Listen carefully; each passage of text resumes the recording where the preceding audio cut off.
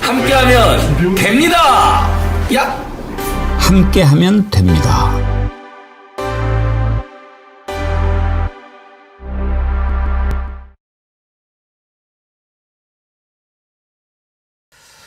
여러분 안녕하십니까? 백운기입니다. 아무리 갑자기 찾아온 대선이라고 하지만, 그리고 탄핵 폭탄을 맞고 정신없는 당이라고 하지만, 국민의힘 대선 후보들을 보면 기가 차서 말이 안 나올 지경입니다. 어제 후보 등록을 마감했는데 11명이나 신청을 했다는 것도 놀랍지만은, 그나마 후보로 유력하다는 자들이 하는 말과 행동을 보면 과연 정신이 있는 당인가 싶습니다. 젊을 때 박정희 독재에 맞서서 운동을 했다는 김문수 후보는 박정희 덕택에 하루에 몇 번씩 샤워를 하게 됐다고 칭송을 하고, 나경원 후보는 느닷없이 드럼통에 들어가서 피켓을 들었습니다. 무슨 뜻인지, 뭐 하자는 것인지 모르겠습니다. 선거가 장난입니까? 이제 48일 남았습니다. 민심의 존엄을 단단히 보여줘야 하겠습니다. 생방송 백운계 정치 1번지 출발합니다. 여러분, 정어리몰에서 오늘 소개해드릴 상품은 춘천 닭갈비입니다. 어저께까지 아귀찜 앵콜로 보내드렸는데 여러분들이 너무 많이 사랑해 주셔가지고 아귀찜이 다 떨어져 버렸습니다. 그래서 춘천 닭갈비 준비했는데, 이게 이름만 춘천 닭갈비가 아니고 진짜로 춘천에서 만든 춘천 닭갈비랍니다. 국내산 닭 100% 순살로 만들어가지고 누구나 편하게 맛있게 드실 수 있는데, 맛이 두 가지래요. 매운맛도 있고, 매운맛 별로 안 좋아하시는 분은 간장 소스 있으니까. 이번에 또 이거 정어리몰에서 가격도 싸게 1+1 2팩 2kg에 23,900원에 무료 배송. 요즘 치킨 한 마리도 2만 원 넘지요. 그런데 정어리몰에서 아주 가성비 좋게 준비를 한 것 같습니다.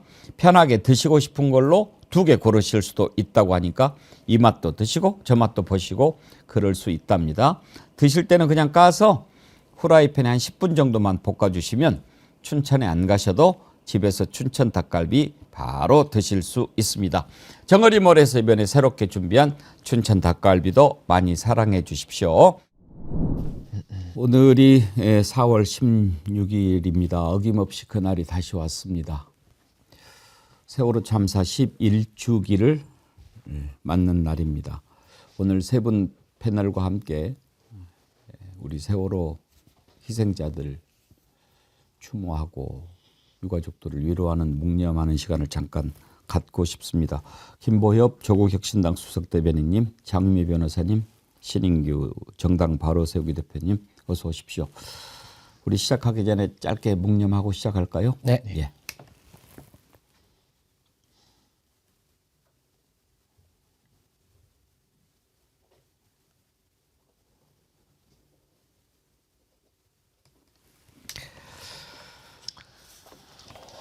참 아무리 세월이 지나가도 잊혀지지 않는 그런 아픔이지요. 지금도 진실이 다 밝혀지지 않고 있는데, 특조위 구성은 됐어도 사무실은 텅 비어 있고 전혀 정권이 의지가 없으니까 그 일을 할 사람도 뽑지도 않고, 그렇게 해서 기록은 지금 봉인이 돼 있고, 과연 그 시간에 국가 최고 권력은 7시간 동안 뭐 했는지 아무것도 모른 채 11년이나 지나갔습니다. 이제 윤석열 파면되고 새로운 정부가 출범하면 어느 정도 진실에 다가갈 수 있지 않을까 하는 기대를 합니다만은, 그런데 저는 오늘 아침에 그런 생각이 들었어요. 김보협 수석님. 예. 박근혜 윤석열 탄핵은 뭐 여러 가지 국민들을 이렇게 기만하고 우롱하고 이런 것들이 결정적인 이유가 됐지만, 박근혜는 세월호, 윤석열은 이태원 참사, 이게 아니었겠습니까? 한강 작가가 그런 얘기를 했잖아요. 죽은 자가 산 자를 살린다, 돕는다. 이 문제도 굳이 예전에 민주화운동으로 치면 광주를 떠올릴 수 있지만 또 대통령을 결국 탄핵시키는 데는 세월호와 이태원 참사 사건이 배경이 됐다. 저도 동의를 합니다. 그렇죠.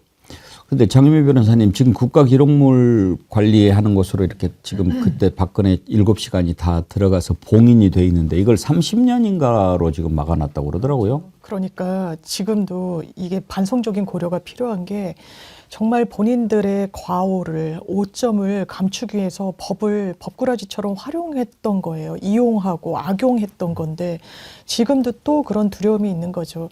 왜냐하면 윤석열 대통령 정말 난데없이 공간을 만들고 대통령실 용산으로 가져가면서 지금 거기가 어떻게 보면 내란과 비리 온상이라는 거 아니겠습니까? 그런데 똑같이 또 이건 대통령 기록물이다.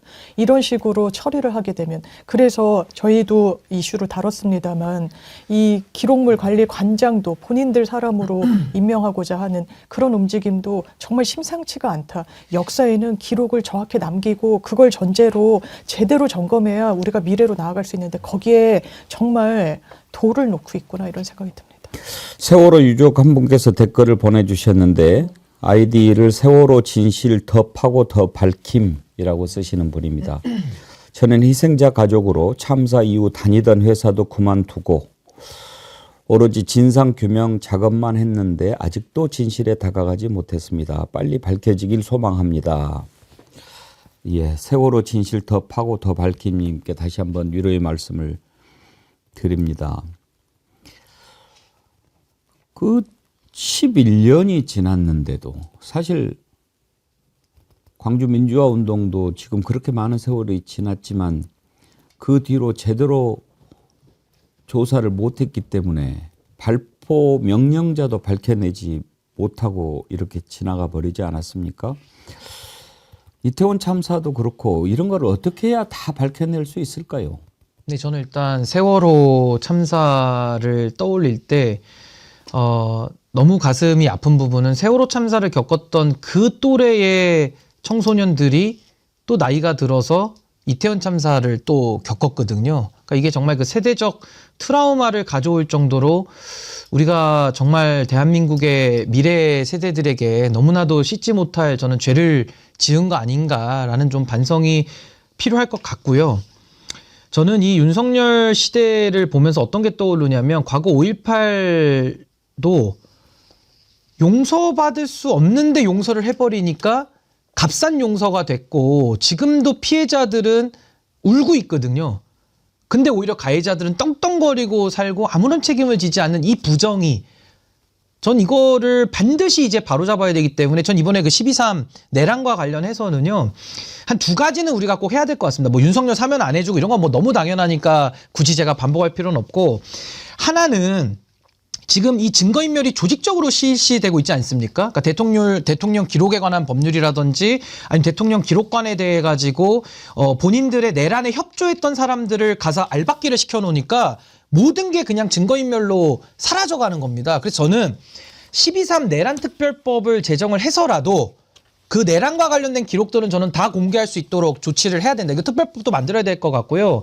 또 하나는 이 내란 인사 알박기 있지 않습니까? 결국 한덕수와 최상목이 내란에 가담된 걸로 지금 많은 의심을 받고 있어서 그 사람들이 행한 인사들 있잖아요. 뭐 경찰 인사나 뭐 국정원 인사나 여러 인사들은 저는 반드시 특조위를 통해서 조사가 어느 정도 이루어지고 그 내란의 주범들이 기소가 된 걸 전제로 해서 그들이 임명했던 인사들에 대해서 전 원천 무효를 선언하는 저는 알박기 방지법을 전 만들어야 된다고 봅니다. 이거는 5.18 특별법도 상당히 법리적으로 무리한 것들이 나왔지만 내란을 처리하는 과정에서 합헌으로 났거든요. 전 이번에도 이거 합헌 나온다고 보거든요. 그게 필요하고 하나는 지금 관저에 뭐 캣타워부터 해가지고 어마어마한 그 내란에 모의를 했던 저 한남동 관저 있지 않습니까? 저거 누구도 들어가서 살기가 어려워요. 저는 한남동 관저에 대해서도 내란 박물관으로 우리가 지정을 하는 한이 있더라도 저거 다 공개하고 국민들 앞에 이 내란을 잊지 말고 끝까지 응징하자라는 하나의 저는 결단의 차원에서 내란 박물관으로 저 한남동 관저를 좀 지정하는 이 두 가지가 좀 필요하지 않을까 그런 생각이 듭니다. 동의합니다. 지금 경찰이 대통령실하고 한남동 공관촌 압수수색 들어갔다는 속보가 들어왔는데 그 내용도 한번 살펴볼 텐데요. 세월호 참사가 일어났을 때 많은 국민들이 물었습니다. 나라가 어디에 있나? 국가 권력이 아무런 보호를 해주지 못했던 것에, 그리고 그 아이들이 차가운 바닷속에 있을 때 국가 권력이 도대체 뭐를 했는가? 이게 나라냐? 그렇게 물었지요. 5.18은 국가 권력이 직접 시민들을 학살한 그런 참사였고, 이태원 참사는 국가 권력 때문에 일어났던 참사였습니다. 상식적으로 생각해 봐도 윤석열이 한남동으로 대통령실을 옮기지 않았더라면 바로 그 옆에 있는 이태원에서 그런 참사가 일어났겠습니까? 이건 너무나 단순한 문제 아닙니까? 그랬을 때 정말 정신이 똑바로 박힌 최고 권력이라고 하면 내 책임이 일부 있구나 라고라도 얘기를 했어야죠. 그랬는데 어떻게 해서든지 그 연결고리를 차단하는 데만 신경을 쓰고 그 슬픔에 있는 유가족들을 갈기갈기 찢어놓고 서로 떨어지게 하고 연락도 못하게 하고, 찾아가서 한다는 말은 여기서 그렇게 많이 죽었다고? 뇌진탕이나 뭐 이런 거겠지? 이따위 얘기를 하는 자를 어떻게 국민이 용납할 수 있었겠습니까? 이미 그때부터 그 자는 우리 국민들의 마음속에 대통령이 아니었지요. 이미 그때부터 아니었던 것이고, 그 뒤로 드러나는 모든 것들을 봤을 때 너는 도대체 안 되겠구나. 그 자리에 더 있어서는 안 되겠구나.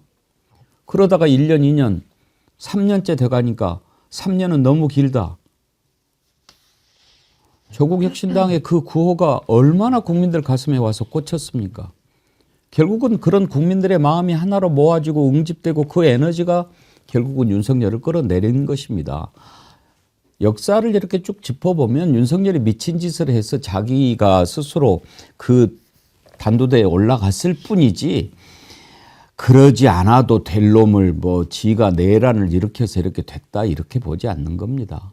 역사는 다 점 같지만 하나하나 이어져 있는 선이고, 그게 면을 만들고 그렇게 되는 것 아니겠습니까? 그게 역사지요. 그래서 지금 윤석열이 이렇게 돼 있는 것 아닙니까?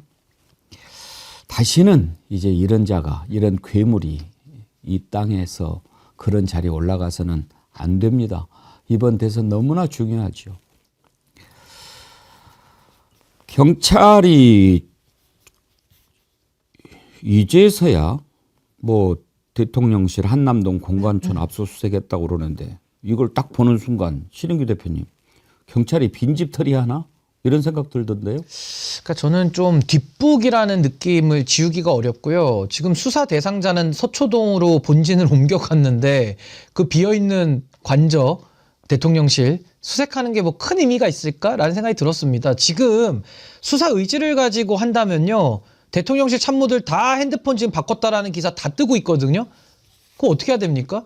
그 사람들이 지금 있고 은폐해놨다라고 보여지는 그곳을 갖다가 압수수색을 해야죠. 인신구속을 하고요. 그러면은 지금 경찰이 향해야 될 방향이 용산일까, 아니면 한남동일까, 아니면 서초동 아크로비스타일까? 답은 너무 자명하지 않습니까? 그래도 저는 뭐 경찰이 안 한 거보다는 뭐 일부 나으니까 아예 제가 평가절하를 하고 싶지는 않은데요. 일을 할 거면 똑바로 제대로 하십시오.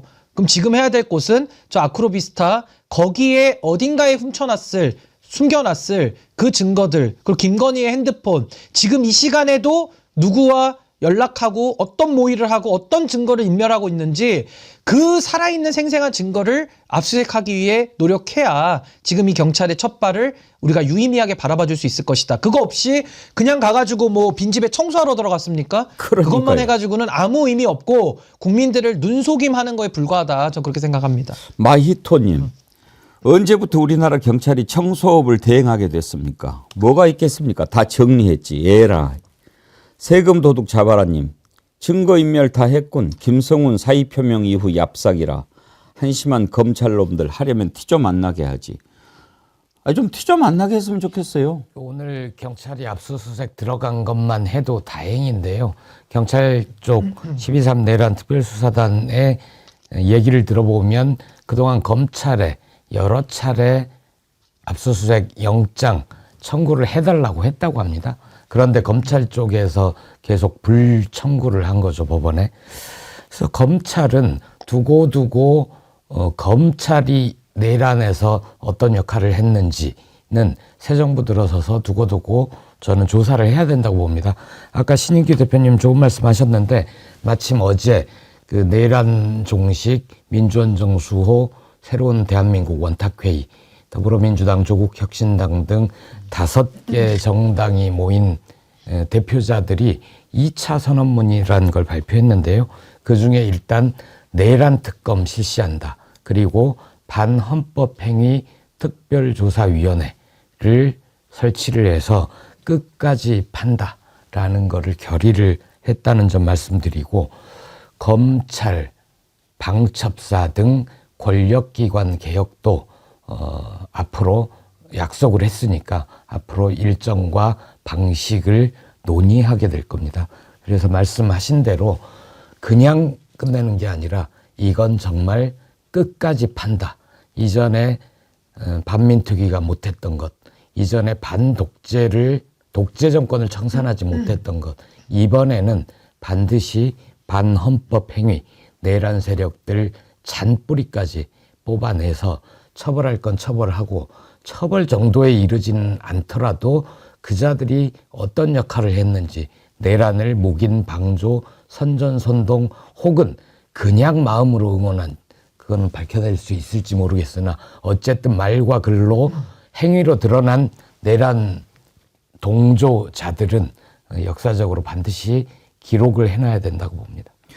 장유미 변호사님, 오늘 경찰의 압수수색이 지난번에 체포영장 집행 방해한 거 그것과 관련해서라고 하는데 그거를 이제 대통령실 한남동 공관처는 하지만 그 방해하도록 한 주범이 윤석열 아닙니까? 네, 맞습니다. 윤석열은 파면돼서 대통령도 아니잖아요. 네. 그러면은 당연히 우리가 생각했을 때 검찰이라면 거기하고 지금 윤석열 핸드폰하고 그거를 해야 그게 ABC 아닙니까? 맞습니다. 지금 오늘 압수수색이 들어간 곳은 정확하게는 이제 대통령실과 공관촌이라고 돼 있는데요. 윤석열 씨와 김성훈 차장의 특수공무집행 방해 혐의와 관련해서 비화폰 서버 보겠다는 거고요. 대통령실 경호처 사무실, 경호처장의 공간 등을 압수수색하고 있다라는 겁니다. 이상민 전 장관의 내란 혐의와 관련해서도 들여다보면서 대통령 직무실 CCTV를 보겠다는 건데 여기에 지금 어디를 하고 있는지는 큰 그 관심이 없어요. 이미 증거인멸은 많이 됐을 겁니다. 그러니까 또 어디를 안 하고 있는지가 또 주목이 되는 건데 말씀 주신 대로 윤석열 씨 핸드폰 들여다 보십시오. 지금 다 비화폰으로 그게 또 원격에서 조정이 돼서 이 검찰 군 지휘관들은 내 이 휴대전화가 비화폰인데 갑자기 꺼져서 그러니까 원격에서 꺼트렸구나라고 검찰이 진술한 걸로 지금 알려져 있어요. 그렇다면 다 인멸하려고 했던 거예요. 본인들의 원하던 바가 성취되지 않았을 때 이 부분을 인멸하려는 시도가 그 직후부터 있었던 거예요. 왜 김성훈 차장이 사의 표명했다고 지금 나옵니까? 한참을 끌다가. 지금 이 인멸할 증거 다 했으니까 그렇다는 거 아니겠어요? 또 지금 경찰 입장을 들어보면 검찰의 안가에서 계엄이 해제된 날 4명이 모여서 회동을 했습니다. 망년회, 송년회라고 하는데 있을 수 없는 일이에요. 계엄 해제 직후에 무슨 법조인들이 대통령이 최측근이 모여가지고 지금 연말 회식을 합니까? 근데 안가 CCTV에 대해서는 3번이나 검찰이 법원에 청구를 안 했다는 겁니다. 검찰 진짜 역사에 죄를 지면 안 되고요. 본인들의 과오가 드러날 수 있죠. 왜냐하면 선관위에 대검에서 2명 나가고 했으니까. 그런데 이런 부분 눈 가리고 아웅한다고 되지 않습니다. 그냥 순리대로 수사를 해야 됩니다. 김성훈이 사의 표명했다고 하는데 물론 지금 경호처의 모든 직원들이 김성훈 물러나라 연판장 돌리고 그러니까 더 버틸 수도 없겠지만 이자가 사의 표명했다고 그러니까 그만두고 윤석열 개인 경호원으로 가려고 그러는 거 아닌가 그런 생각이 들던데요. 뭐 아무래도 충성심으로 따지면은 뭐 개인 사설 경호관으로 가도 뭐 부족함이 없는 충성심이지만은 결국 김성훈 차장이 저지른 그 범죄 혐의들 결국에는 법원이 발부한 영장을 들이막았고 또 국민들의 공복으로서 공무원이 가 있는 건데 결국 윤석열이라는 개인에게 충성을 한 국가로 보면 국가 반역자죠. 국가를 배신한 공무원 아닙니까? 그러니까 저런 자가 윤석열 파면 이후에도 경호처를 관장하는 그 대행의 자리를 했다는 것 자체가 너무 수치스럽고요. 김성훈에 대해서 내지는 그 김성훈의 영장 청구를 가로막은 검찰 덮어준 사람까지도 저는 엄정하게 수사해서 발본색원 해야 된다. 그것만이 대한민국의 역사를 바로 세우고 우리의 이 굽어진 정의를 올바르게 세우는 유일한 길 아닌가 그런 생각이 듭니다. 사람에 충성하지 않는다 이런 말도 안 되는 구라를 가지고 대통령이 됐던 자가 누구한테? 이철우 지사한테 그랬다던가요? 사람은 충성심을 보고 뽑아야 된다고? 그러니까 자기는 사람한테 충성하지 않지만 다른 사람은 나한테 충성해야 한다라는 생각을 가지고 있는 거죠. 이 경호차장 문제도 윤석열에 대한 충성심, 과연 그런 자한테 충성심이 생길까? 김건희에 대한 충성심이라기보다는 저는 만약 윤석열 곁으로 간다면 자기의 안위, 자기가 검찰에 끌려가지 않고 구속되지 않으려면 힘센 사람 옆에 붙어 있어야 내가 조금 더 안전할 수 있다. 이런 거 아닐까 싶습니다. 그러니까 검찰, 경찰은 바로 수사를 시작해야 되고 어디로 튈지 모르니까 해외 못 나가게 출국 금지 해놔야죠. 경찰이 대통령실 한남동 공관촌 압수수색했다라고 하는데 검찰은 지금이라도 번지수 제대로 찾아서 주소 알려줘요? 아크로비스타 호수까지 다 알아요. 이런 상황에서 지금 이제 대선을 치르는데요. 사실 이번 대선에 국민의힘은 후보를 안 내는 게 맞지요. 무엇 때문에 생긴 대선입니까?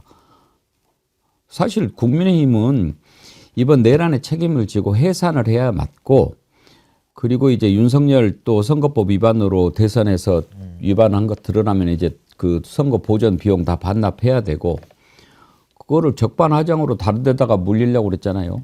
그렇게 해서 이제 다 정리가 돼야 될 당인데 그래도 뭐 선거라고 그러니까 또 뭐 이것저것 해보고 여기서 또 한번 또 꼬가지고 해볼까 뭐 이런 생각을 하고 그러는데 후보를 못 내겠습니다. 용서하십시오. 해도 지금 봐줄까 말까 하는데 11명이나 신청을 했더라고요. 참 인물도 이렇게 많나 싶은데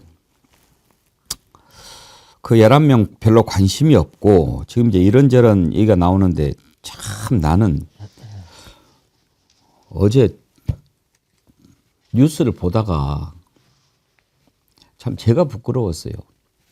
지금 김문수 후보가 그쪽에서는 조사할 때 제일 높게 나오잖아요. 뭐 10%인가 뭐 나오는데 김문수가 어떤 자입니까? 노동운동으로 오늘날까지 쭉 이렇게 와 있던 그 노동운동도 아주 극렬하게 했던 그런 자 아닙니까? 언제 했습니까? 박정희 정권 때 했어요. 그런데 세상에 이건 좀 정상인가 싶어요. 이철우 지사가 그러는 거는 우리가 알겠어요. 이철우 지사는요 정보부 출신이에요. 그 안기부에서 오래 있었던 그런 사람이야 뭐 박정희 대통령 칭송하는 거 그리고 또 대구에 있으니까 뭐 그럴 거라고 생각해요. 경북지사니까. 그런데 그 옆에서 그냥 박정희 동상 같이 세우자고 그러면서 세상에 한다는 말이 박정희 대통령 덕에 내가 샤워를 자주 하게 됐다고 이렇게 이야기를 해요. 진짜라니까요. 들어보시죠. 박정희에 대해서는 누구보다도 신봉자고 과거에는 박정희 때문에 맨날 데모하고 박정희 물러가라 이래 데모하다가 지금 박정희 신봉자가 되었으니까 대한민국을 새로 살리는데 우리 김문수 후보하고 저하고 힘을 합쳐서 해보겠다 이런 뜻으로 오늘 이렇게 만나게 되었습니다. 박정희 기념 대통령 기념관 앞에 저 앞에 세워야 안 되겠느냐. 뭐 제 원래의 뜻은 박정희 대통령과 이승만 대통령의 동상은 광화문 광장에 세워야 된다는 게 제 생각이고 제 주장입니다. 반드시 이 앞에 박정희 동상을 세우는 제가 대통령 되면 바로 세우겠습니다. 바로 서울시장 목을 비틀더라도 세워야 되지 말이 되느냐 이게. 그리고 대통령 되면 저도 바로 하겠죠. 우리 같이 하겠습니다. 예, 예. 지금은 뭐 화장실에서도 그냥 틀면 쏴 나오지. 저도 하루에 뭐 샤워를 몇 번씩 하고 이런 정도로 물이 또 많고 그만큼 모든 면에서 이렇게 바뀌게 된 것이 박정희 대통령 때 다 바뀐 겁니다. 샤워를 한 얼굴인지는 모르겠는데 장윤배 변호사님, 우리가 목욕을 자주 하게 된 게 박정희 때 덕택이라고 지금 그렇게 얘기를 하네요. 그것도 김문수가. 이거 트럼프가 최근에 행정명령에 사인한 것 중에 수압을 조절하지 않는 내용이 있었어요. 이게 예. 오바마 때 이게 물 낭비가 워낙 심하고 그러니까 이제 수압을 조절하는 게 또 바이든 행정부 때도 있었는데 우리 물을 더 위대하게인가 막 이런 슬로건을 건데 좀 기시감이 있는 부분이 있고 제가 예전에 국회 출입 기자일 때 이렇게 이야기하는 보수정당 정치인은 봤어요. 나 박정희를 너무 존경한다. 우리 동네에 전구가 들어오지 그 전기가 없었는데 전기를 쓰게 해줬다. 아, 뭐 그럴 수 있습니다. 그런데 대선 후보가 그 연장선상에서 개인의 감동과 소회를 기반으로 박정희 동상을 광화문에 세우겠다는 건 완전히 다른 차원이에요. 지금 어떤 세대입니까? AI와 관련해 가지고 국가 기술력을 어떻게 확보할지, 미래의 대한민국 먹거리를 어떻게 생산할 것인지 정치권이 그걸 다 지원해주고 거기에 대한 고민을 얘기해도 모자랄 판에 동상을 짓겠다. 그러니까 안 되는 거예요. 그러니까 국민의힘이 안 되는 거예요. 국민의힘의 지금 지지율로 1등 주자잖아요. 1등 주자가 한다는 게 미래 먹거리, 미래 어떤 산업 지원 이런 거 없어요. 오로지 과거 회기죠. 보수, 그것도 아주 일부분에 소구하는 그런 전략에서 전혀 벗어나고 있지 못해요. 그러니까 이 부분 보수 언론에서도 꾸짖더라고요. 이재명 때리기로 표가 저절로 모일 거라고 생각하지 말라고요.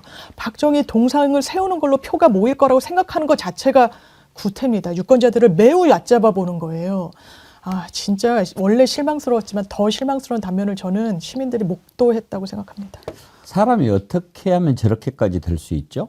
변절을 하려면 김문수처럼 해야죠. 아, 예, 그렇게 해야 자기 상품 가치를 높일 수 있는 건데요. 저 샤워 얘기는 뭐 애교로 봐줄 수 있다고 저는 생각을 합니다. 무슨 얘기를 했냐면 박정희가 언제 전두환처럼 총 쏴서 사람 죽였냐 이 얘기를 했거든요. 박정희는 훨씬 더 했죠. 물론 그 광주 학살 같은 문제는 대규모 학살은 없었다고 하더라도 얼마 전에 4월 9일이 사법사상 암흑의 날이거든요. 국제적으로 기념하는 날입니다. 이 날이 박정희 정권에 있었던 인혁당 사건, 억지로 만들어내고 군법 회의였나요? 사형 선고를 하고 바로 다음 날 사형 집행을 해버렸습니다. 이분들이 돌아가신 지 이제 사건이 1975년이니까 50주년 된 날이었거든요.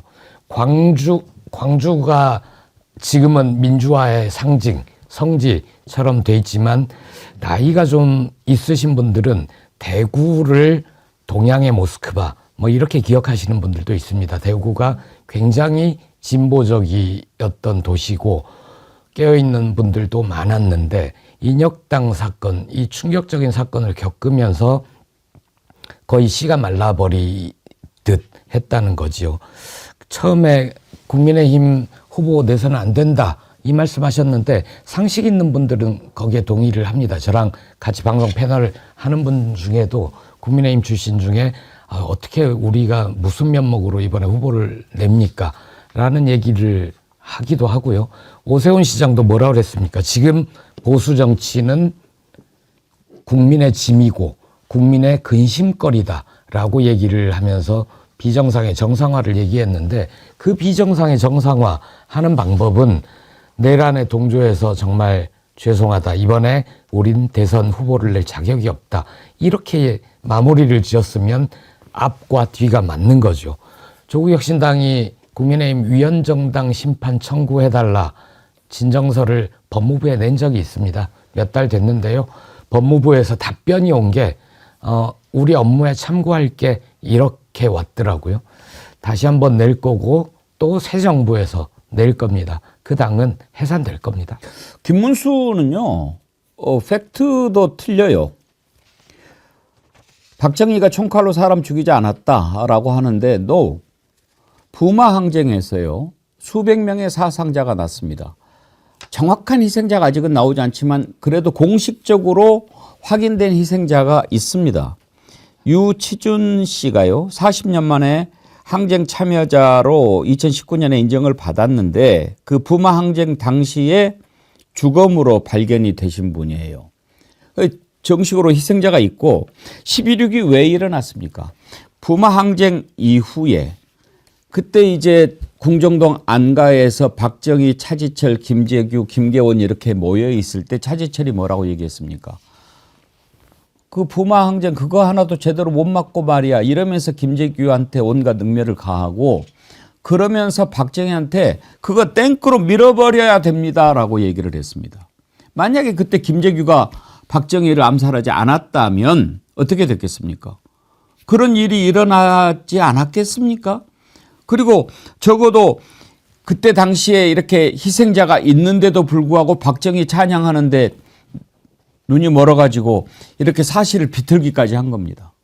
근데 이제 뭐 보수라고 이제 이름을 쓸 수가 없죠. 그래서 저는 이게 보수주의가 아니라 보스주의. 그러니까 이 사람들은 그냥 하나의 보스를 추종하는 뭐 과거로 치면 왕당파 같은 사람들이죠. 그러니까 민주주의를 향유할 자격이 없는, 자질이 없는 사람들이고요.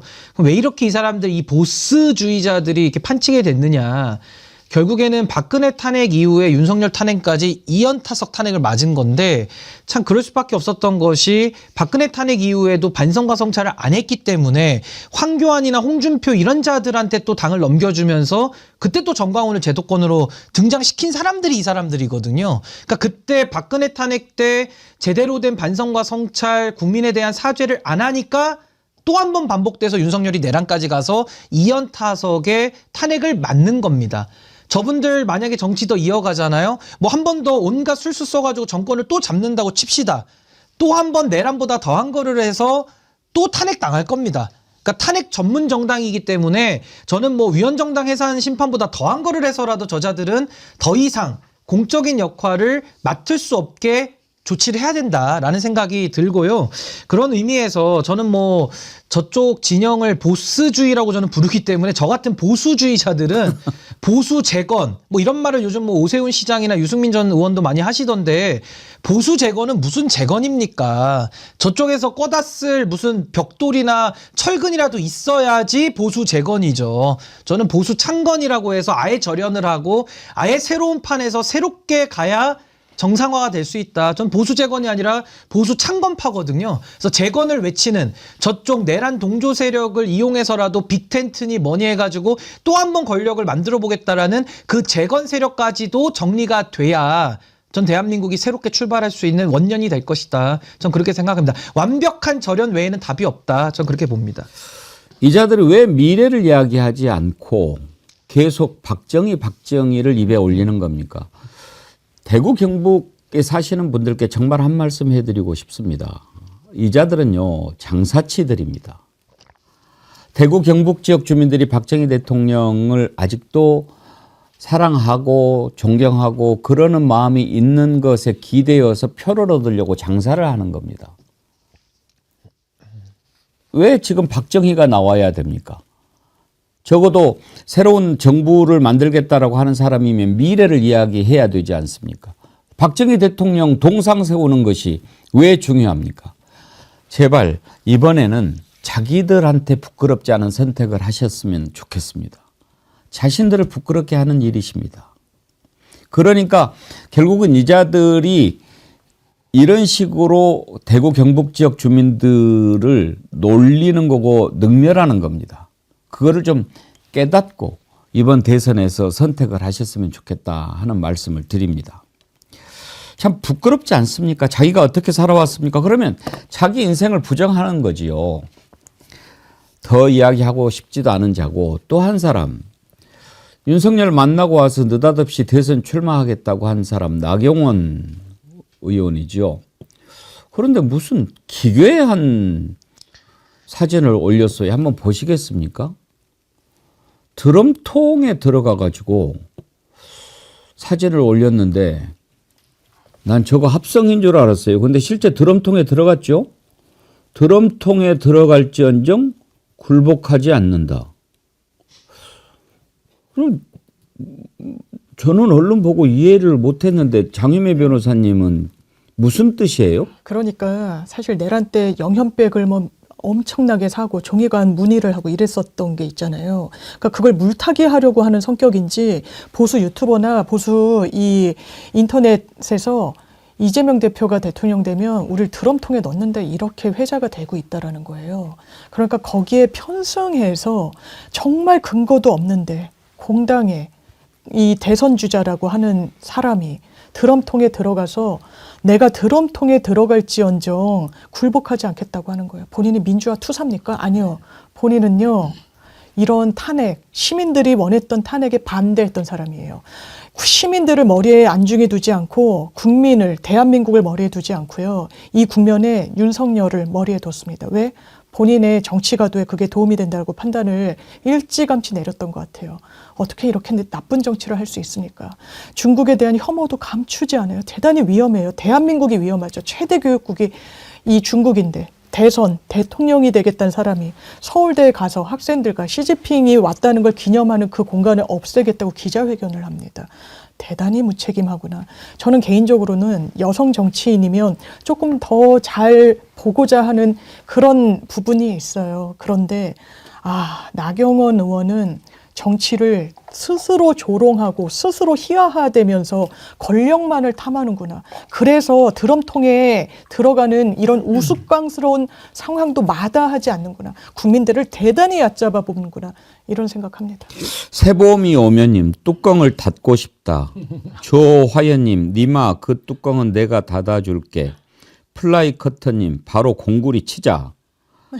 저 드럼통에 들어갈 게 아니라 드럼통을 쓰고 있으면 차라리 낫겠다라고 생각이 되는데 이루다님 드럼통이 아니라 쓰레기통으로 들어가야지요.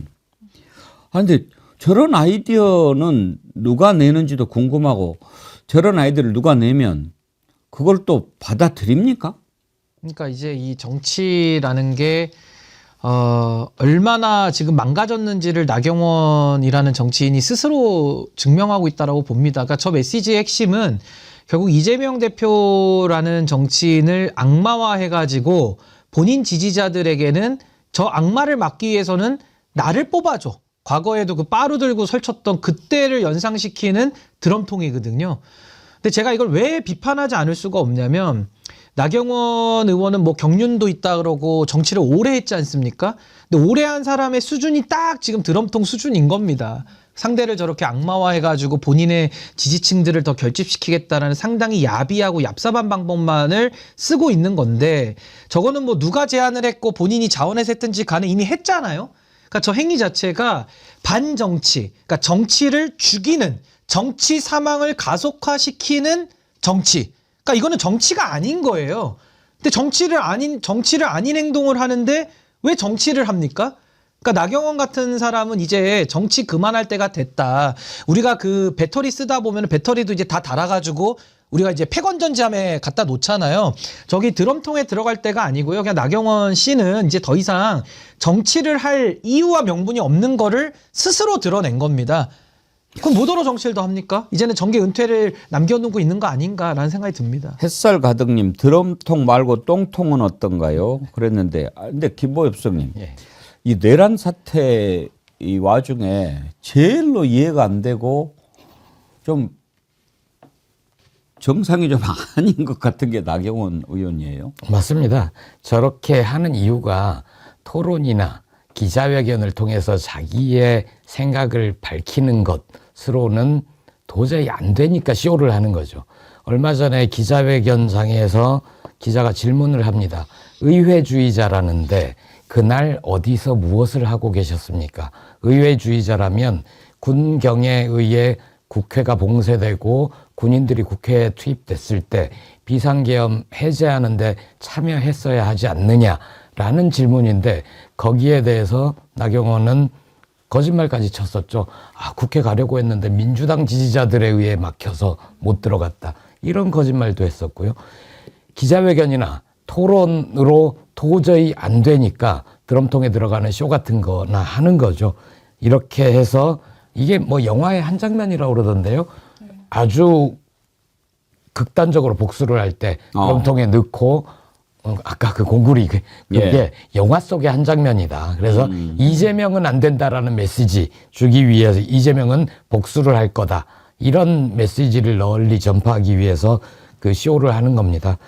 아마 국힘의 대선 주자들이 조만간 드럼통 챌린지를 하지 않을까 그런 걱정이 되네요. 최경원님, 이름을 바꾸고 싶다. 유유. 위로를 드립니다. 그러니까 이제 또 패러디가 또 바로 나오더라고요. 민주당의 모 경정 의원인가요? 지금 저게 영현백입니다. 예. 우리가 영현백이 뭔가도 몰랐었어요. 이번에 윤석열 덕택에 알게 됐죠. 영현백에 들어갈지언정 굴복하지 않는다. 저 침낭 같은데요.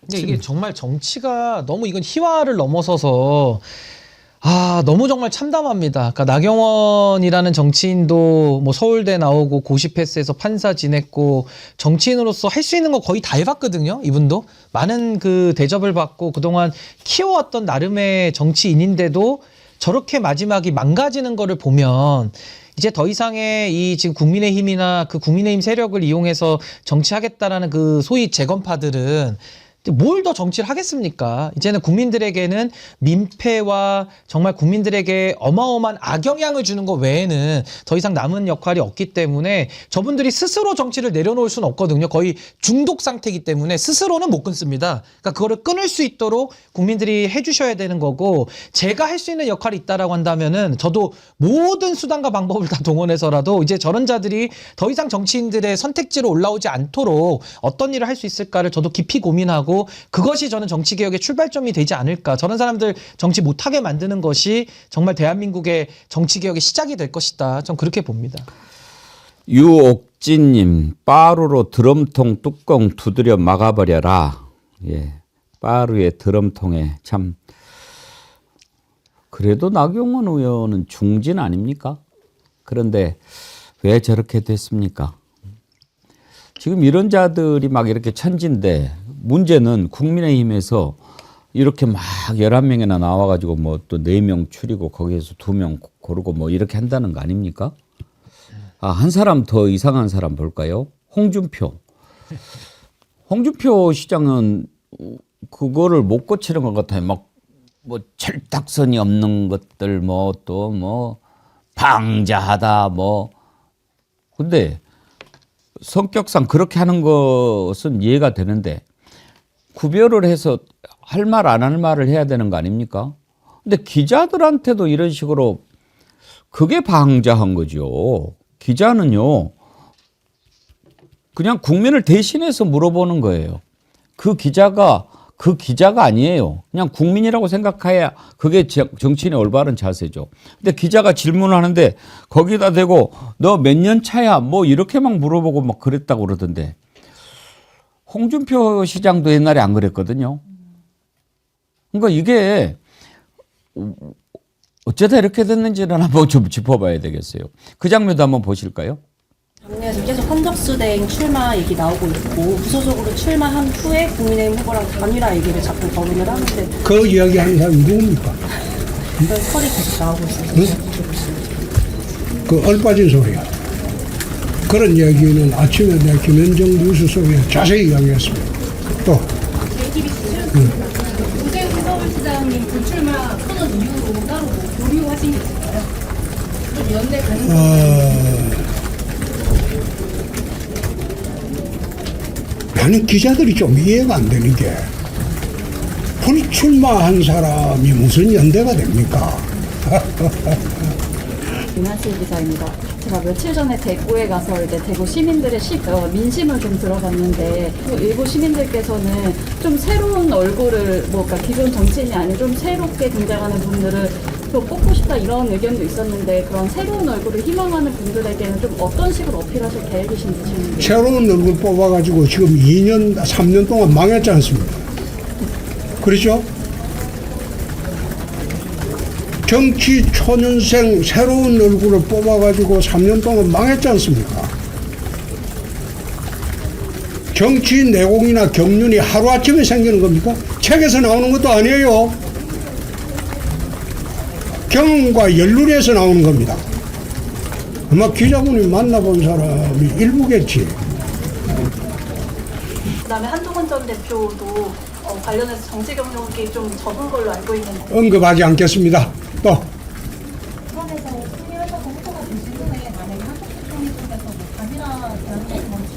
말도 안 되는 질문 그만하십시오.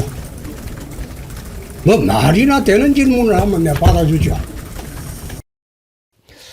어떠세요? 장유미 변호사님도 기자 출신인데 지금 홍준표 시장의 말하는 걸 보면 경험과 경륜이 팍팍 느껴집니까? 그러니까 아마 본인이 경험, 경륜, 경험 다 많은 사람이라고 어필하고 싶어 하는데 그 끝이 이렇게 정말 종지만한 도량을 기자들 앞에서 드러내는 걸로 귀결되는구나. 좀 부끄러운 마음이 들죠.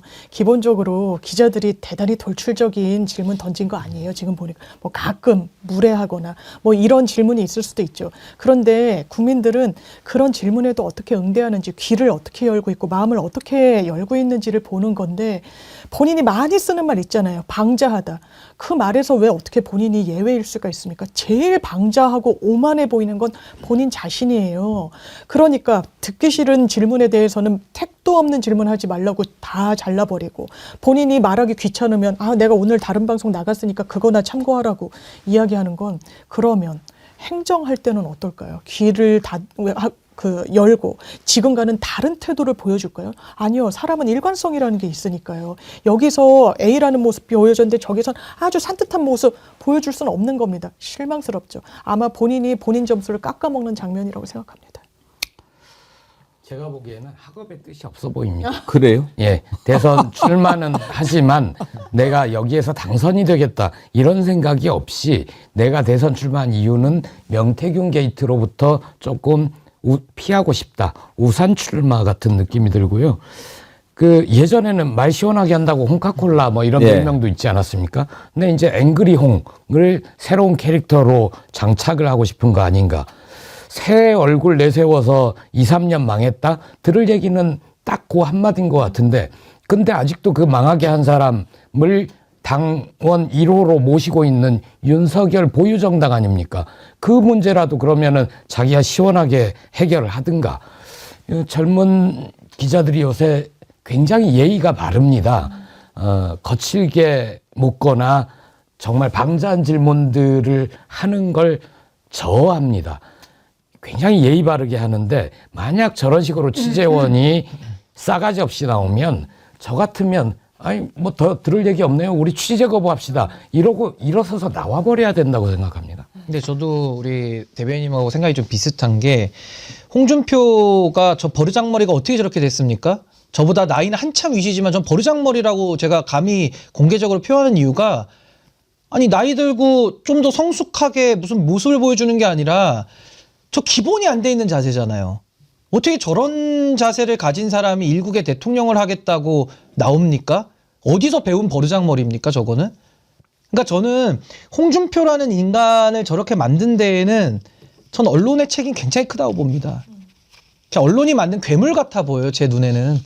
그동안에도 무슨 화내는 캐릭터, 저 진상 부리는 캐릭터, 저거를 가지고 하나의 또 캐릭터화 시켜줘가지고 언론에서 또 잡아서 불러주고 언론이 공생해 먹고, 그렇게 하다 보니까 저렇게 괴물이 되어 간 겁니다. 피해는 누가 보죠? 국민들이 봅니다. 그러니까 저는 아까 대변인이 말씀하신 대로 저 자리에서 한 명도 불쾌감을 표하는 기자들이 없다라는 게 저는 참, 보는 시청자로서 저도 불쾌감을 느끼는데, 뭐 느꼈겠죠. 젊은 기자들이든 뭐 그 안에 있던 기자들이 다 불쾌감을 느꼈겠지만 누구도 표하지 않더라고요. 그러니까 홍준표를 또다시 더 강한 괴물로, 더 이상한 괴물로 더 만들고 있는 건 아닐까요? 저는 정말 저런 식의 비정상적인 행동을 할 때마다 그 해당 정치인이 이익을 보는 구조, 이게 홍준표, 나경원, 드럼통까지 들어가는 거 아닙니까? 멀쩡한 사람도 카메라 불만 켜지면 이상해지게 만들고, 그 만들어진 사람들을 더 보도하면서 옐로우 언론처럼 행동했던 부분에 문제는 없는가? 저는 그게 더 본질적이지 않나라는 생각이 듭니다. 홍준표라는 사람이 옛날에 안 그랬거든요. 근데 지금 저렇게 이상한 괴물이 됐습니다. 전 그 원인을 찾아서 해결해야 된다라는 생각이 듭니다. 원인을 잘 찾아보고 이제 또 패배 후에 또 돌아봐야 되겠지만 변하지 않는 진리가 있습니다. 겸손해야 됩니다. 정치하는 사람은 특히 겸손해야 됩니다. 겸손하는 척이라도 해야 합니다. 그렇지 않으면 국민들이 매우 싫어합니다. 제일 싫어하는 게 교만입니다. 돌이켜 봐가지고 나는 내 성격상 겸손은 너무 힘들어 그러면 정치 안 해야 됩니다. 절대 안 됩니다. 그건. 근데 저는 한 말씀만 더 보태면 저 정치인들이 언행이 중요하잖아요. 왜냐면 영향력이 크기 때문에 그렇거든요.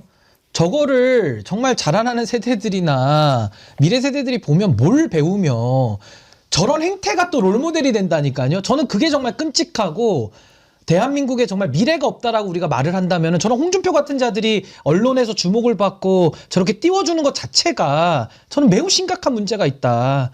정말 대한민국이 좀 전체적으로 이거는 돌이켜볼 부분 아닌가라는 생각이 듭니다. 우리 신윤기 대표님이 발언을 하시니까 유지원님이 아직도 신혼여행 안 가셨네 그러셨는데 뭐 지금 워낙 상황이 안 좋아서 신혼여행을 미루셨다고 합니다. 언제 내란 종식되는 겁니까? 그러니까 그날 종식되면 다녀오겠습니다.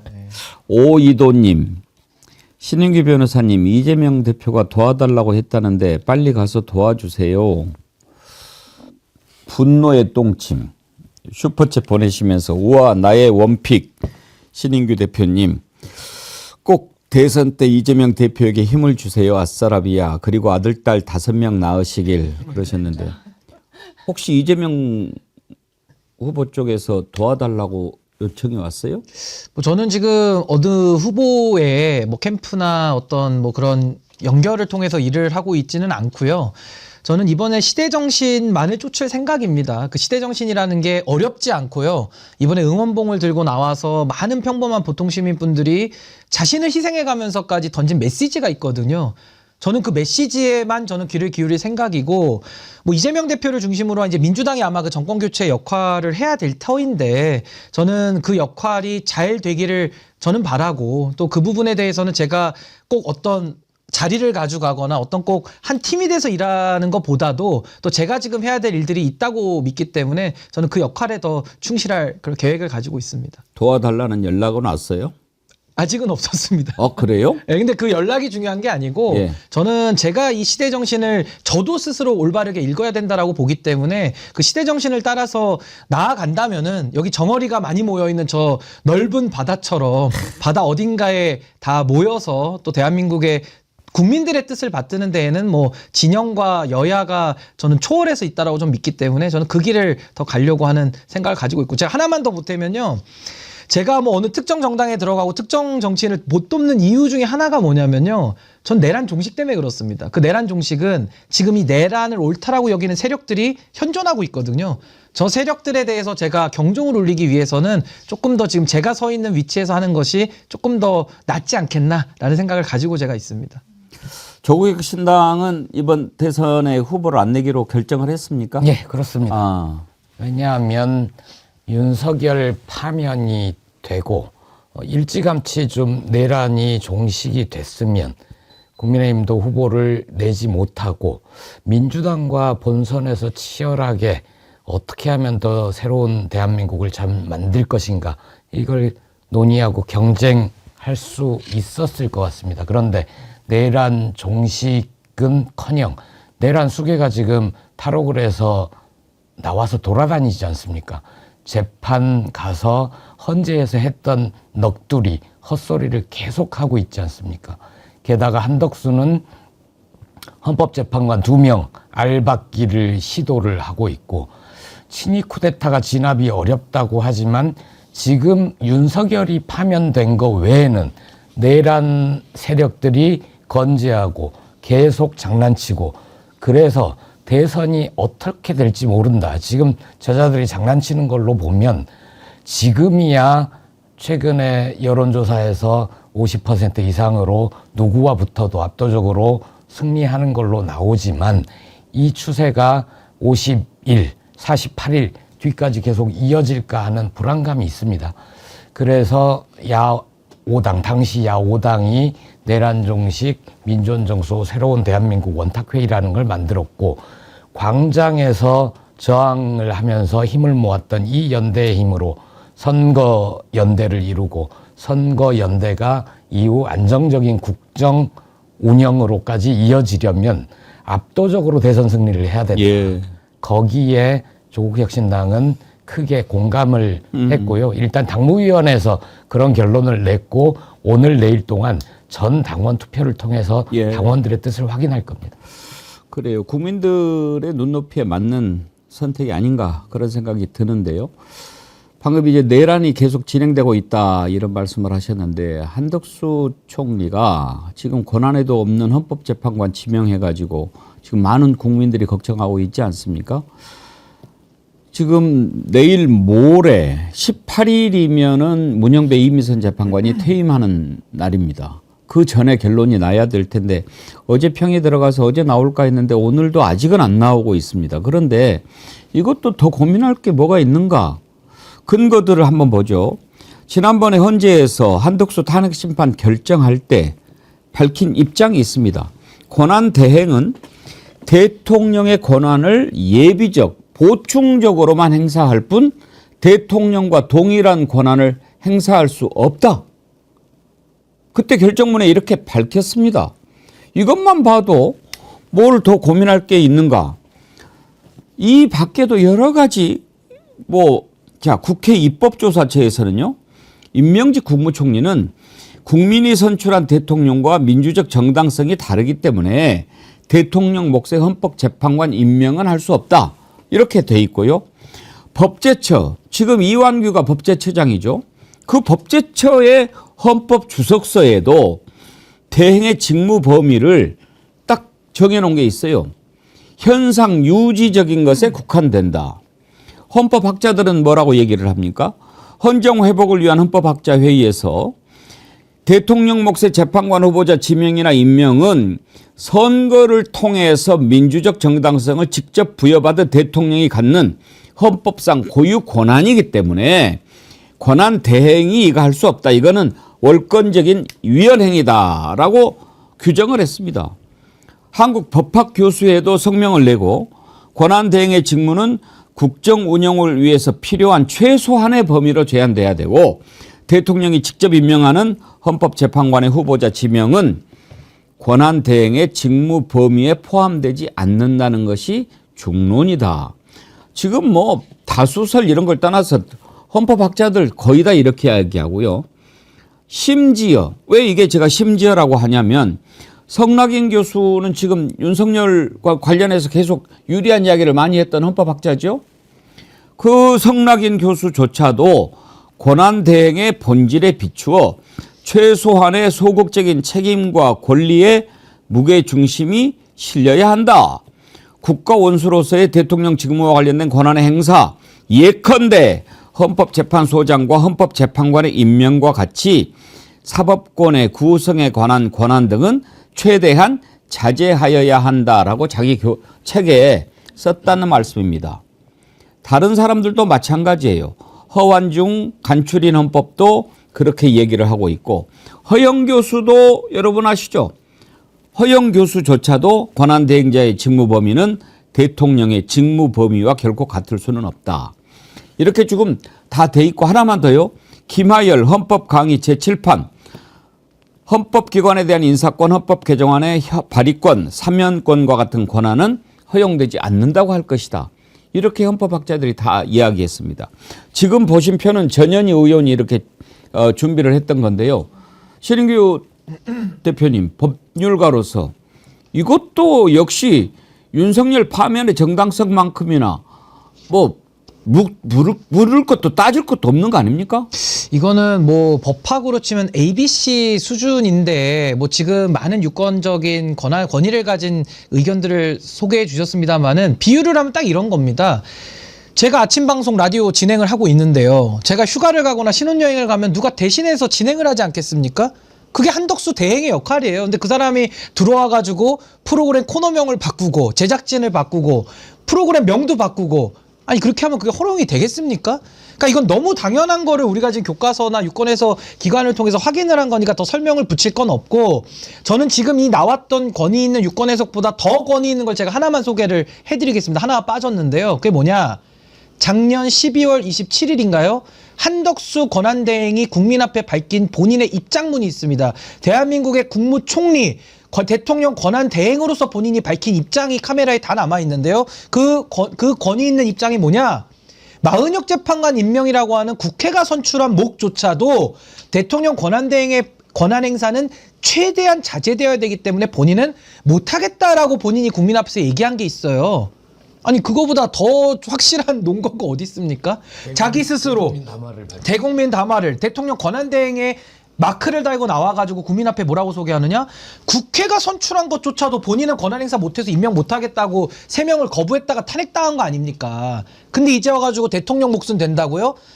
이거는 그냥 한덕수 영상만 계속 틀어줘도 끝날 일인데 왜 헌재가 이렇게 길게 지체하는지 전 참 이해하기가 어렵습니다. 장윤배 변호사님, 오래 걸릴 일 아니잖아요? 그런데 지금 무슨 보도가 있냐면요. 예. 일단 JTBC 단독 보도인데 내가 지명한 거 아니다. 발표했을 뿐이다. 이렇게 이야기한다는 거예요. 근데 그 주장이 법률적으로는 왜 하는지를 한 단계 더 들어가 보면 지금 인사청문회 요청안을 국회에 안 보냈다는 거예요. 그러니까 발표는 법률 행위가 아니잖아요. 그냥 공표했을 뿐인 거잖아요.